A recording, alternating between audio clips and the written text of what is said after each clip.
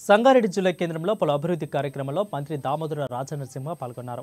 స్థానిక పోతిరెడ్డిపల్లి మంచిర్యాల హాస్పిటల్ వద్ద దాదాపు 30 కోట్ల రూపాయలతో చేపడుతున్న మిషన్ భగీరథ ట్యాంకర్ నిర్మాణాన్ని ప్రారంభోత్సవం చేశారు.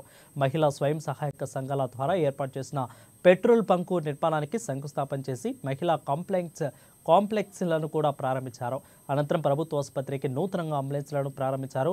ఇక జిల్లాని ఆదర్శంగా తీర్చిదిద్దడానికి ఇంకా తప్పకుండా మరిన్ని నిధులను కేటాయిస్తున్నట్లు సంగారెడ్డి జిల్లాలో అభివృద్ధి పదంలో నడిపేందుకు రాష్ట్ర ప్రభుత్వానికి ప్రయత్నం చేస్తుందని అన్నారు.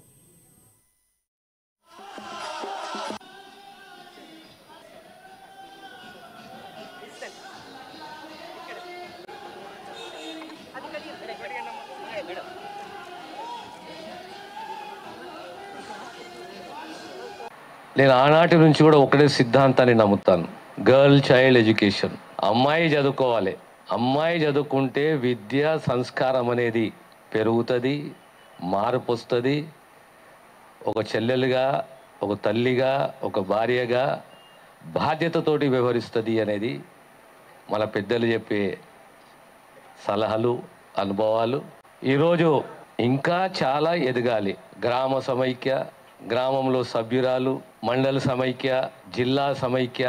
ఆనాడు గత 25 సంవత్సరాలు 28 సంవత్సరాల నుంచి ఈ సమైక్యను ఆర్గనైజేషన్ పెంచుకుంటూ బ్యాంక్ లింకేజ్ ద్వారా లోన్లు.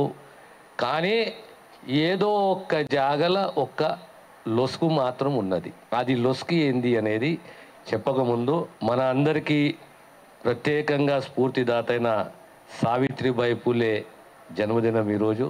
ఆవిడ మొదటి మహిళా ఉపాధ్యాయులు.